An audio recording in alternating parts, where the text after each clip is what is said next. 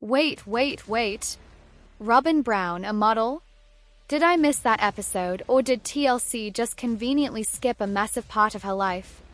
Buckle up, folks, because what we're about to unpack will leave you stunned. From secret headshots and runway dreams to how this twist rewrites everything we thought we knew about the infamous fourth wife, this is one Sister Wives deep dive you cannot miss. Before she became the polarizing fourth wife of Kody Brown and a central character on Sister Wives, Robyn Brown had a life that most fans only knew in vague whispers and hints. Some say she was a single mom struggling in Montana.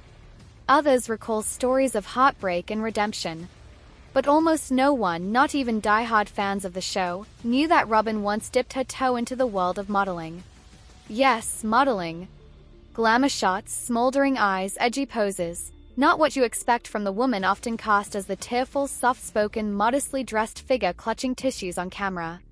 This bombshell revelation has reignited questions about Robyn's past, her ambitions, and whether the image she's portrayed on Sister Wives is the full truth. It's made fans and even former family members stop in their tracks and ask, hold on, who is Robyn Brown really? Let's rewind the timeline. Robyn Sullivan, as she was known before becoming Robyn Brown, grew up in a fundamentalist Mormon family. Not much is known about her early life, but what little information has surfaced suggests she had dreams bigger than the conservative boundaries around her. People who knew her back in the day said she always had a flair for the dramatic, a love of fashion, of posing for photos, and a deep desire to be noticed. These aren't just vague memories. There are now photos, actual modeling photos, surfacing online, showing Robyn in poses and styles that are worlds away from her conservative Sister Wives persona. One image shows her in a dark leather jacket with tousled hair and dramatic eyeliner, giving a sultry stare into the camera. Another shows her in a stylized prairie dress, one hand on her hip, posing like someone fresh off a Western-themed catalog shoot. These aren't accidental snapshots or family portraits. They're clearly staged, professional photos from a time when Robyn was attempting to break into modeling. And here's the kicker, none of this was ever featured on Sister Wives. Why not? That's the million-dollar question. It's no secret that the early seasons of Sister Wives were about establishing the Brown family as just another loving family, albeit a plural one. They leaned heavily into themes of unity, motherhood, and religious devotion. Each wife had her unique quirks. Meri was the loyal but emotionally complex first wife. Janelle was the practical, career-driven one. Christine was the lively, funny homemaker, and Robyn was, well, the newcomer. The younger, more emotional wife whose arrival seemed to throw the family dynamic into chaos. But modeling? That never entered the narrative. Which is strange because TLC often capitalized on the wives' pasts, showcasing Meri's strained relationship with her family, Janelle's exit from her own Mormon upbringing, and Christine's polygamous lineage.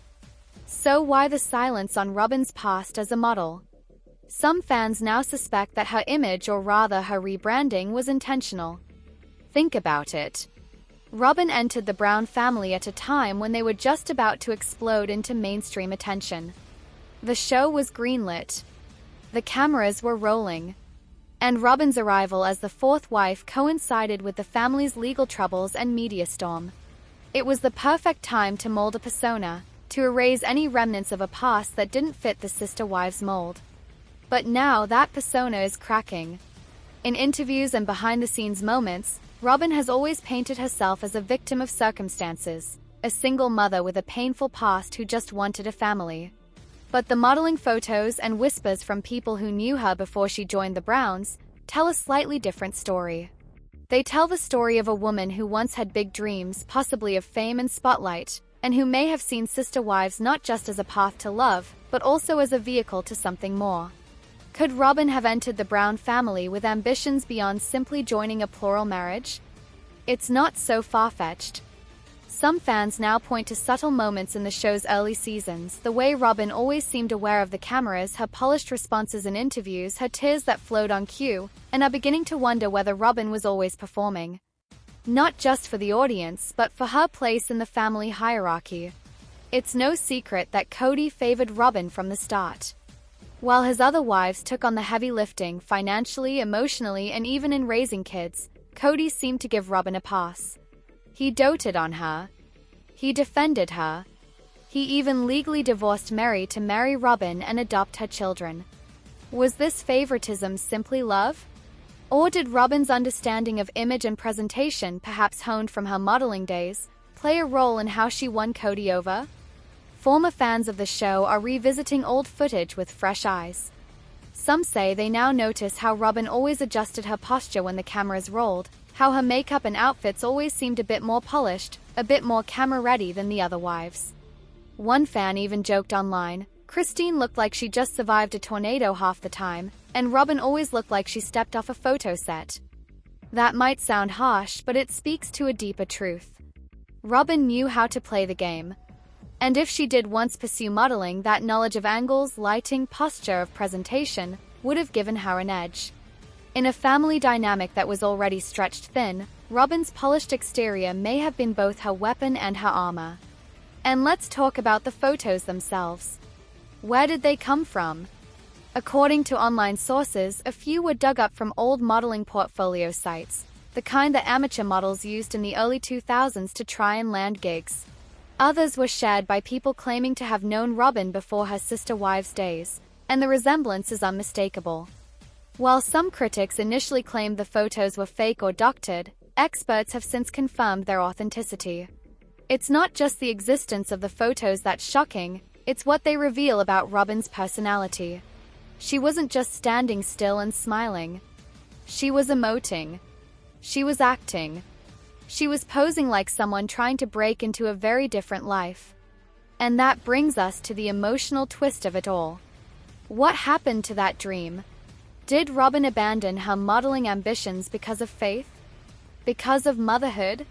Or did she simply find a better spotlight, one that didn't require her to stand alone on a runway, but instead allowed her to stand at the center of a family and a national TV show? If you ask her former sister wives, the tension was always there. Christine, Janelle, and even Meri have subtly hinted over the years that Robyn always seemed to get her way. Fans now believe that Robyn's ability to manipulate perception, again perhaps a skill developed through modeling, made her Kody's favorite not just emotionally but strategically. She knew how to perform. And in a family under constant scrutiny, performance mattered. Of course, Robyn has never spoken publicly about these modeling photos. TLC hasn't addressed them. And they almost certainly won't. But the silence itself is suspicious. Why hide it if it was harmless? Why bury it if it was just a phase? Unless it contradicted the narrative. Because let's be real, sister wives thrived on the illusion that these women lived lives of sacrifice, modesty, and moral struggle. A modeling past doesn't fit that narrative. It raises too many questions. It complicates the image of Robyn as the tearful, trembling, spiritually devoted wife who just wanted a family. It paints her instead as a woman who once dreamed of something more, and perhaps never stopped chasing it. And now, years later, as the family implodes and the show edges toward an uncertain future, Robyn remains the last wife standing. Christine has moved on with a new husband. Janelle is fiercely independent. Meri is rediscovering her identity. And Robyn? She's still in that massive house with Kody, clinging to whatever remains of their spiritual dream. But fans are starting to ask if she's clinging to something else, not just the family but the fame. Because modeling and reality TV aren't so different after all. They both rely on image, on emotion, on the art of performance. So maybe we didn't miss that episode.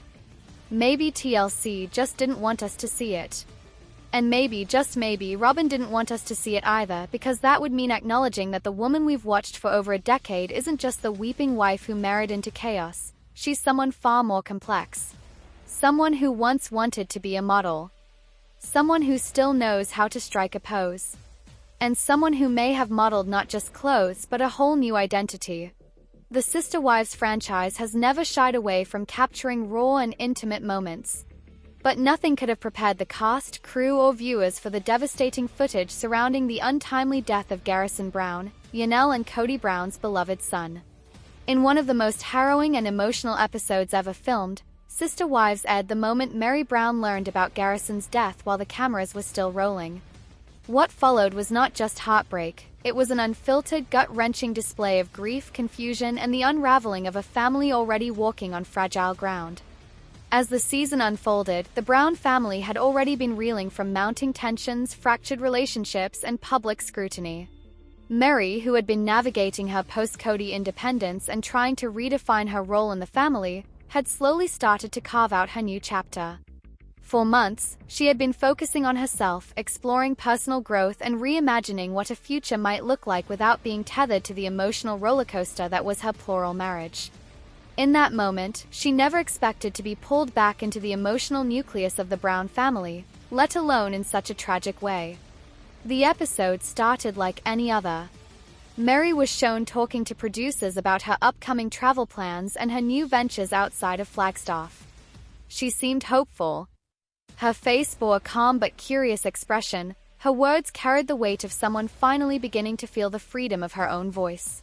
The mood was light, possibly even optimistic. But it changed in an instant. Suddenly, filming paused briefly. A producer off-camera could be heard whispering something inaudible, and Meri's expression shifted. Confused, she looked around and asked if something was wrong. The tension in the room was unmistakable. One of the assistant producers then entered the frame and walked over to Meri, holding a phone in their hand.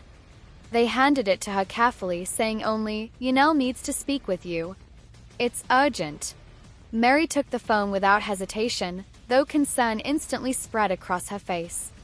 Her voice softened and her brow furrowed as she said, "Hello." The camera, ever intrusive and unblinking, captured every flicker of emotion that crossed her face. At first, confusion. Then disbelief. Then an expression that viewers would never forget, one of utter devastation. As Janelle's voice broke on the other end of the line, informing Meri that Garrison had died, Meri let out a sound, a choked, anguished gasp as she tried to comprehend the words. No. Janelle. What happened? She whispered, her voice trembling. There was silence. She listened. Her eyes welled up as the truth sank in. Her hand came to her mouth and her shoulders began to shake. And then the sobbing began. Raw, unfiltered, and heartbreaking. "Oh my God," she whispered over and over, clinging to the phone like it was the only lifeline to reality. The producers respectfully turned off the main cameras shortly after, but some footage remained, carefully and respectfully edited, to show just how deeply this tragedy struck everyone involved. What followed off-camera was later recounted in confessionals and shared tributes by the cast. Meri's grief, though not a biological mother to Garrison, was profound. He had been a part of her life since he was a child.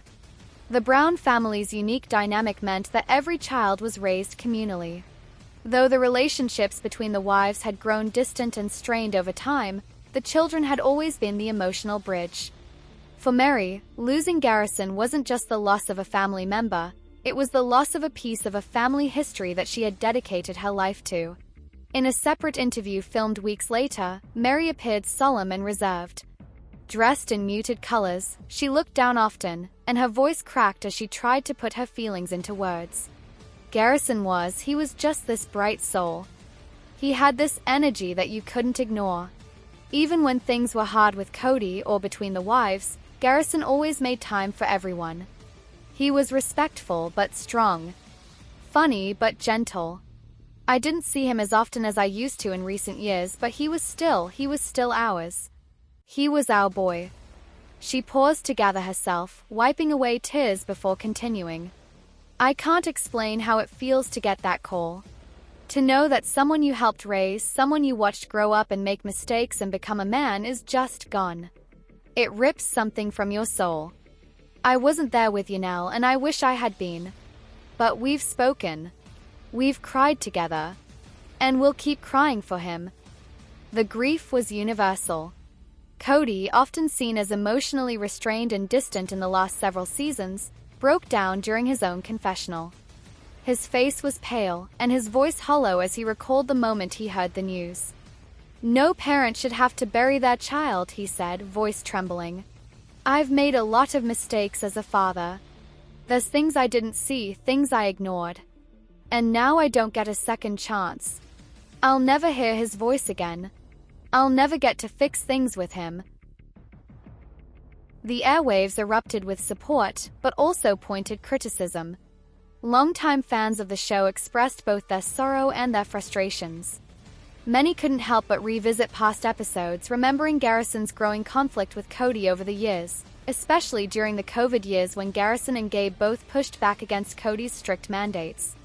That fractured relationship, now permanently broken by death, added another layer of heartbreak to the family's grief. Social media was flooded with clips of Garrison, his jokes, his camaraderie with his siblings, and his quiet strength. Janelle posted a tribute on Instagram, a collage of photos showing Garrison from childhood to adulthood. Her caption read, "My sweet boy. My light. My Garrison. You were the glue in so many ways. I'll never stop missing you." Meri reshared the post, adding her own simple but powerful message, "You were loved by more than you knew. You always will be." Even Christine, now living a separate life in Utah with her husband David Woolley, shared her own message of heartbreak. She recalled Garrison's goofy humor, his passion for military service, and his deep bond with his siblings. "This doesn't feel real. I just can't believe it. He was such a beautiful young man. My heart breaks for Janelle, for all the kids, and even for Kody." That last sentence struck a chord with fans, as Christine's relationship with Kody had grown cold. But in death, grudges seemed to melt away. The Brown family, fractured by decisions, egos, and decades of complexity, found themselves momentarily united in a loss that no one could ignore. The network behind Sister Wives released an official statement, expressing condolences and confirming that the upcoming season would honor Garrison's memory. They announced that a special episode would be dedicated to his life, sharing never-before-seen footage and testimonials from family members, friends, and crew who had worked with the show since its early days. Fans responded with overwhelming support, offering their stories of grief and healing, many expressing that watching the Brown family grieve helped them process their own losses. For Meri, the tragedy marked a turning point in her journey. Though she had been slowly pulling away from the emotional entanglements of the plural marriage, Garrison's death pulled her back, if not into the dynamic, then into the emotional core of the family. It reminded her and viewers that regardless of separation, they had all built a life together. A complicated life. A painful one. But a shared life nonetheless. The next time Meri appeared on screen, she was visiting Janelle. Cameras captured a quiet embrace between the two women. No words were exchanged, just tears and held hands. It was one of the rare moments on Sister Wives where the show stepped back and let humanity take center stage. These weren't co-wives or reality stars. They were two mothers mourning the same child in different ways. And the fans? They responded with love. One viewer wrote, "This is why we watch. Not for the drama. Not for the fights. But for the real moments when family still means something." As the season continues, viewers will no doubt watch the Brown family struggle with their grief, with the cameras documenting each tear, each memory, and each effort to find healing. For Meri, this loss might have reopened emotional wounds, but it also reminded her and us what family really means. Garrison Brown's life may have ended far too soon, but his memory lives on. Through his siblings. Through the stories his mothers tell.